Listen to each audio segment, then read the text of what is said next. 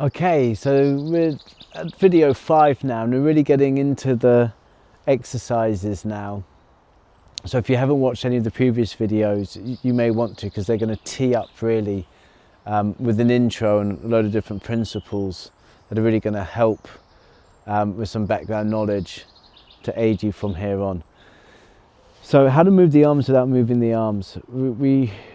In order to feel that emptiness, that lightness that we did with the constam effect video, we want to make sure that the arms aren't being driven and the prime mover of an exercise. They want to be the passenger, and the driver of the motion is really going to be the torso and the body in this one. This is a rotation exercise, and it's basically the core is going to be rotating.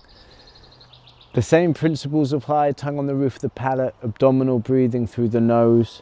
The setup for the shake is going to be the same, so that shoulder width apart, slight bend in the knees, a weight shift forward onto the ball of the foot. We're then going to have the spine tall so we're not too crunched down. We're going to start by just rotating the torso. And if the arms are nicely relaxed and empty, so not too forced, not too rigid, let them go. You know, that's why it's useful to come off this, to start this exercise straight off the back of the shake where we've loosened everything up. So just rotate around, keeping the head straight ahead for now. Tongue on the roof of the palate. And as you start to rotate and the arms are nice and empty and loose, almost like you've got paralyzed arms, like a pendulum, they'll start swinging and eventually start to hit the same size of the body routinely, the side of the hip and the back of the glute on each side. Now ideally we keep the head looking straight ahead, and then we get this nice rotation around the atlas part of the skull.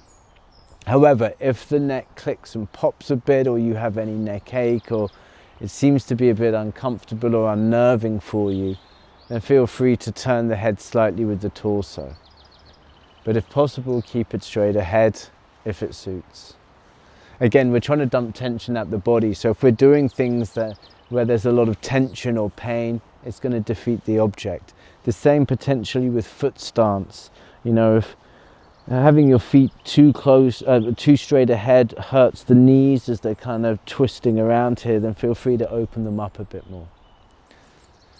So again, we're going to start by just rotating the body, everything loose, tongue on the roof of the palate, abdominally breathing, that mist entering the valley through the nose.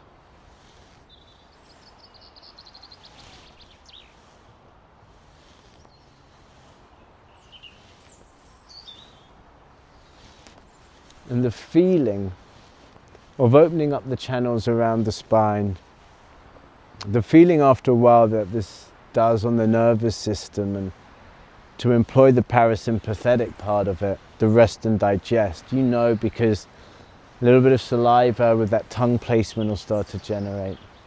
It'll feel very nice. And the movement can look the same, but if it's arm-led to start, there's a different feeling through the body.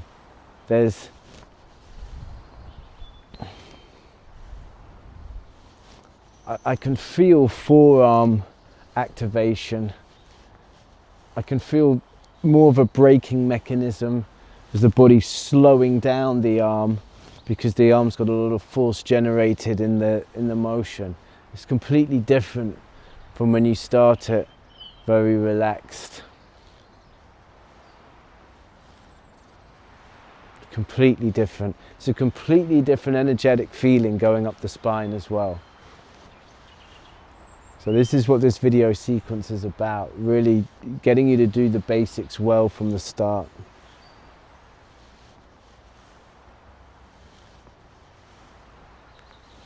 Now this one's not about trying to slap different parts on the body either, like the Ming Men, the gate, which is just almost where the belly button would be, slightly lower on the back. We're not trying to slap those sort of points, you know. So keep the arm long, not bent.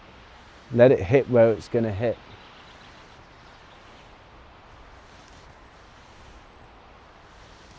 This is a great start.